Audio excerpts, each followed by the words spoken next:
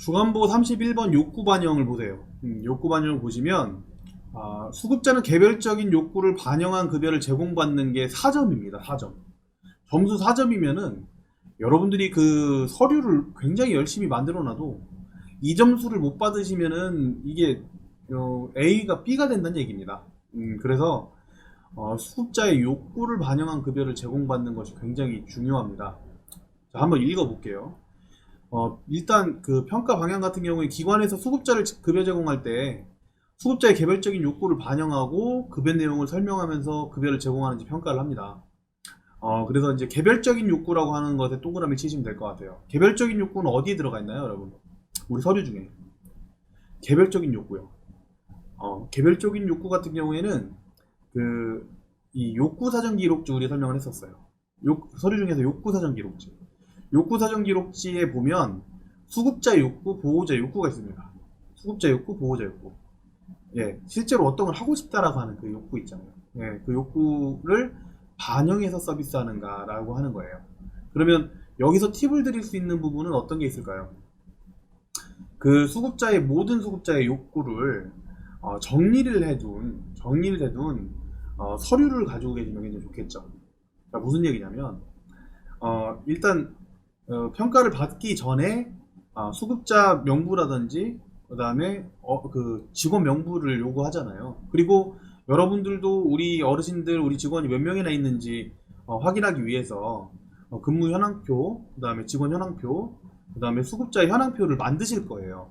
근데 수급자 현황표를 그냥 만드실 거면 이걸 굳이 그냥 단순하게만 사람 이름하고 나이 뭐 이런 것만 적지 마시고 이분이 혈압이 있는지 당뇨가 있는지 어떤 욕구가 있는지 정도를 한 줄 정도로 관리를 해서 관리대장을 만드시면 어떨까 합니다. 왜냐면 사실 이제 어르신들이 많지 않은 소규모 기관이라고 하면 사실 이럴 필요는 없을 수도 있어요. 왜냐면 지금 센터장님, 그다음 사회복지 선생님하고 같이 이제 부대끼면서 예를 들어 9분밖에 안 계신다 어르신이.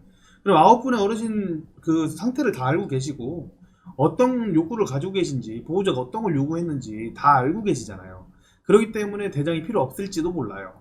근데 요즘 같은 경우 추세를 살펴보면은 특히 새로 오픈하시는 분들이 이 영상을 많이 보시는데 새로 오픈하시는 기관들이 점점 거대화되고 있는 특성이 있습니다. 그래서 40인, 50인 이렇게 이제 30명만 넘어가도 어르신들 개별적인 욕구가 무엇인지 알 수 없는 경우가 많으세요. 그렇죠? 그래서 그 개별적인 욕구가 어떤 것에 있는지 한 줄만이라도, 그러니까 그 수급자 명부에다 한 줄씩만이라도 적어 두신다면 이건 서비스 제공할 때 충분히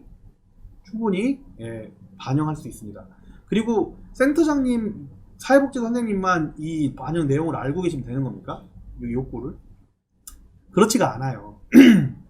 여러분들이 욕구 사정을 반영해서 급여 제공 계획서를 작성했다면 제가 편철 교육할 때 뭐라고 말씀드렸죠? 그 급여 제공 계획서를 선생님들이 일지를 제공 기록지를 잘 쓸 수 있도록 설명을 꼭 해주시라고 얘기를 했었잖아요. 거기 안에는 수급자의 욕구가 어떤 것이 있는지가 나와 있기 때문에 그 부분을 죄송합니다. 어떤 수급자에 대한 그 상태에 대한 부분을 그 어르신을 직접적으로 돌보는 요양보호사 선생님이나 아니면 간호 선생님, 만약에 간호처가 필요하다면 물리치료 선생님, 작업치료 선생님한테 이 자료를 나눠주시는 게 좋다라는 거예요.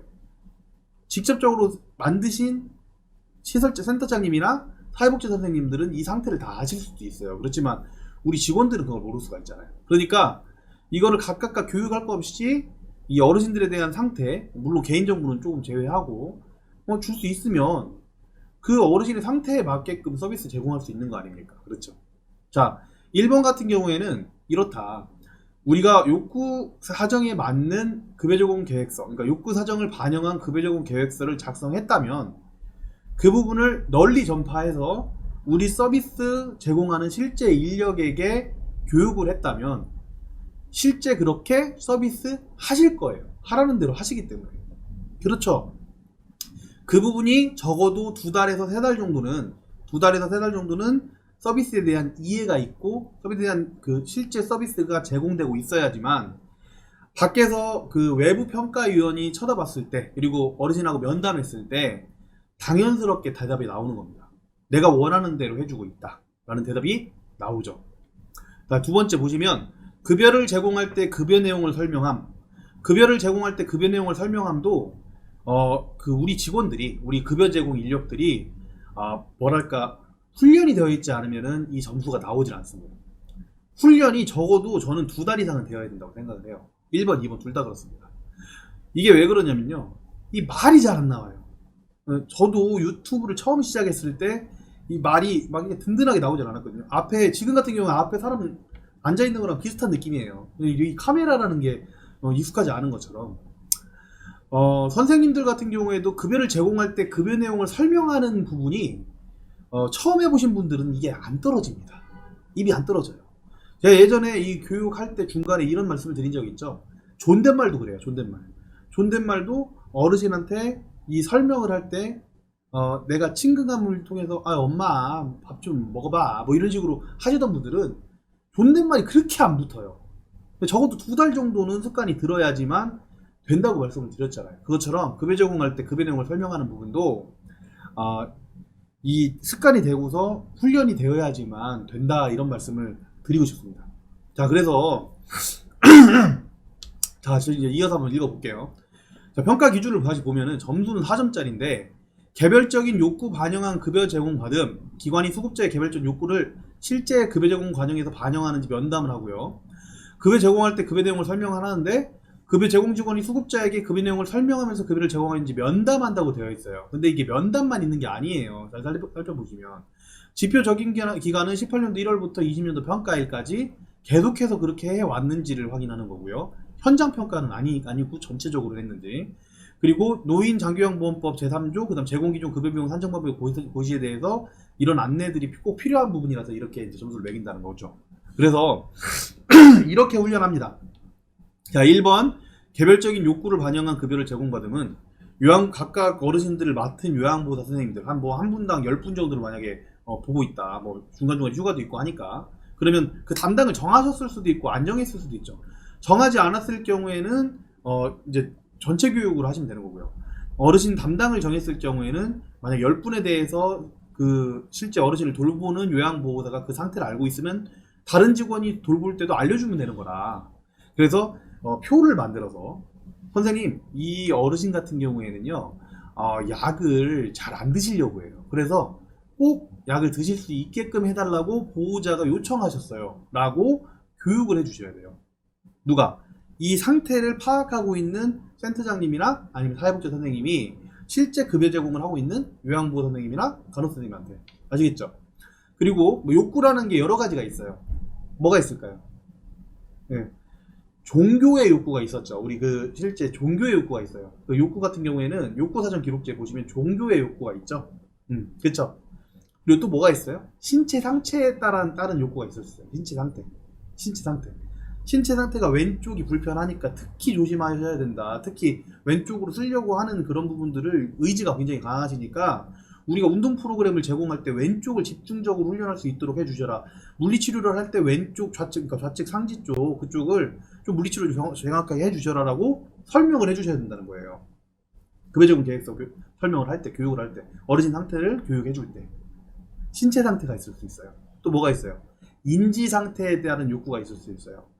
어르신 같은 경우에는 폭력성이 있어요. 근데 폭력성이 있는데 이 어르신이 답답해서 폭력성이 있는 거예요. 치매가 있어서. 예를 들어서 보호자가 그런 얘기를 했어요.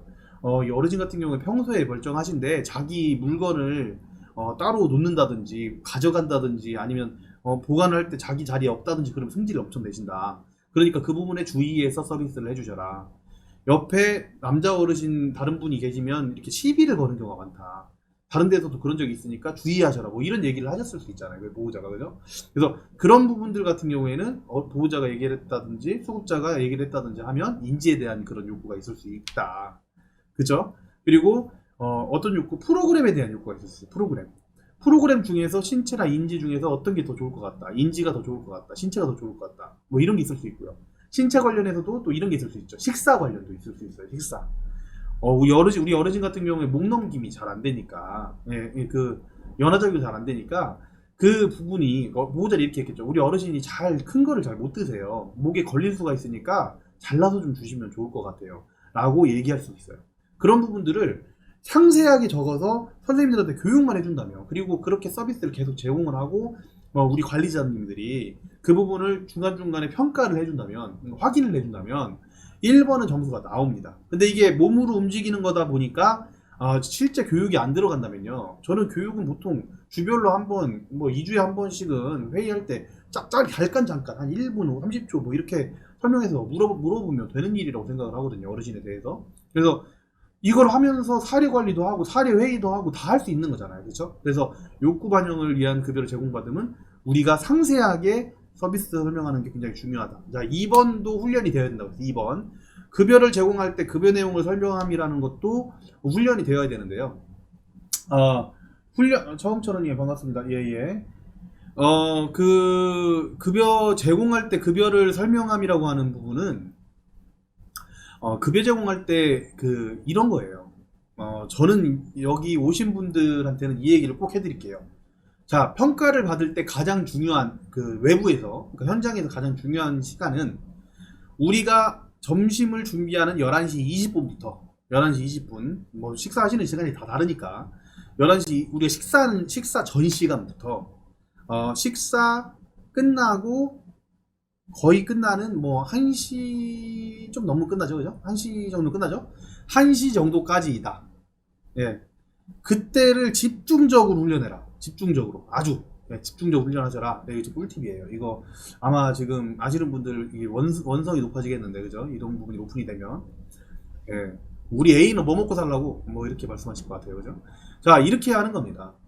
일단 존댓말이 선행이 돼야 된다고 말씀드렸고요.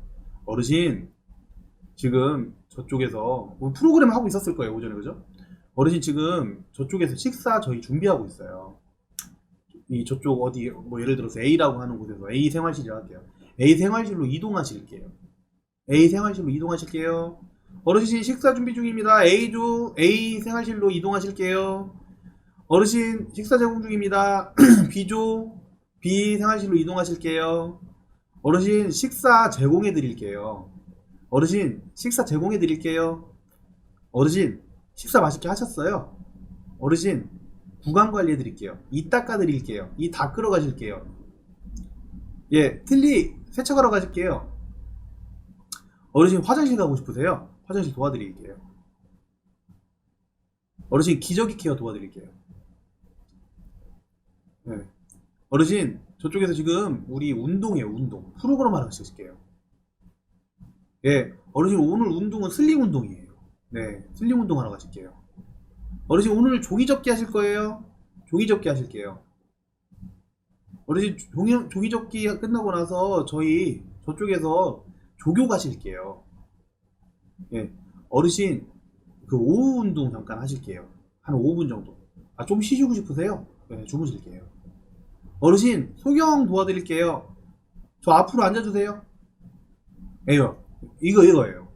이게 입에 배야 됩니다. 2달은 걸리겠죠, 여러분. 지금부터 교육시켜도요, 선생님들이 이 말 나오기가 힘들어요. 한번 해보세요.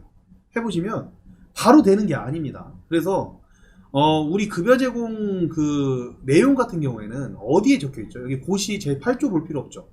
우린 다 알고 있어요. 이 계속 교육 들으신 분은 아실 거예요. 급여 제공 내용은 어디에 들어가 있습니까? 네, 모르시는 것 같아요. 급여 제공 기록지 둘째 장이 있어요. 급여 제공 기록지 뒷장에 보시면은 서비스 내용이 나와 있습니다. 그 서비스 내용에 대해서는 설명해라 라는 거예요. 근데 그렇게 어렵게 설명할 필요가 없어요. 제가 좀 전에 한 것처럼 어떻게 어르신들한테 직접적으로 어떤 일을 합니다. 어떻게 하겠습니다. 어르신 가시겠습니다. 뭘 하겠습니다. 이렇게 생각하면 딱 좋을 것 같아요. 군대 이런 진짜 사나이 이런 데 보시면은 조교들이 어디로 이동합니다. 뭐 합니다를 다 외치죠. 예, 그거랑 똑같습니다. 그래서 조금은 불편하지만 평소에는 그래도 괜찮습니다. 평소에는 괜찮은데 적어도 11시 20분부터 1시까지의 식사 시간, 식사 끝나고 나서 화장실 가고 이 닦고 하는 그 시간까지는 여러분들이 이 급여 내용 설명에 대해서 굉장히 집중해야 된다라고 교육을 해주셔야 되는 거예요. 아시겠죠? 네. 이렇게 하시면 점수가 나옵니다. 4점이 점수가 크기 때문에 길게. 그리고 여러분들도 준비 시간을 적어도 2달 정도 잡고서 교육을 지속적으로 해주셔라. 지금 늦지 않았다. 지금부터 교육하면은 평가 못 받으신 분들은 평가 받을 때까지 준비하시면 된다. 예, 만점 나옵니다. 예, 그러면 되고요. 전면적으로 이런 부분들은 이게 실행이 중요합니다.